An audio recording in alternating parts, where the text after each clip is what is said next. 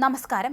മക്കയിൽ വ്യാജ ഹജ്ജ് തീർത്ഥാടന പദ്ധതികൾ വാഗ്ദാനം ചെയ്ത് തട്ടിപ്പ് നടത്തിവന്ന സംഘത്തെ സുരക്ഷാസേന പിടികൂടിയിട്ടുണ്ട്. 5 പേരടങ്ങിയ സംഘമാണ് പിടിയിലായിരിക്കുന്നത്. ഇവരിൽ ഒരു സ്വദേശിയും 4 വിദേശികളുമാണ് ഉള്ളത്. 2 ഈജിപ്ഷ്യൻ പൗരന്മാരും 2 ലബനീസ് പൗരന്മാരും ഉൾപ്പെടുന്നുണ്ട്. സോഷ്യൽ മീഡിയ പ്ലാറ്റ്ഫോമുകൾ വഴി വ്യാജ ഹജ്ജ് ക്യാമ്പയിനുകൾ ഇവർ നടത്തിവരികയായിരുന്നു. അങ്ങനെ നടത്തിയാണ് തട്ടിപ്പ് കൊണ്ടുപോയിരുന്നത്.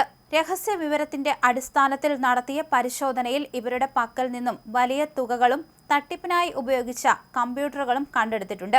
കൂടാതെ നിരവധി വ്യാജ സീലുകളും രേഖകളും ഇവരിൽ നിന്ന് പിടിച്ചെടുത്തിട്ടുണ്ട്. പിടിയിലായ പ്രതികളെ കൂടുതൽ അന്വേഷണങ്ങൾക്കും നിയമ നടപടികൾക്കുമായി പബ്ലിക് പ്രോസിക്യൂഷന് കൈമാറിക്കഴിഞ്ഞു.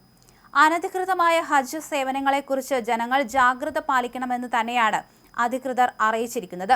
ഔദ്യോഗിക സംവിധാനങ്ങൾ വഴി മാത്രം തീർത്ഥാടനത്തിന് അപേക്ഷിക്കണമെന്നും അധികൃതർ കൂട്ടിച്ചേർത്തു.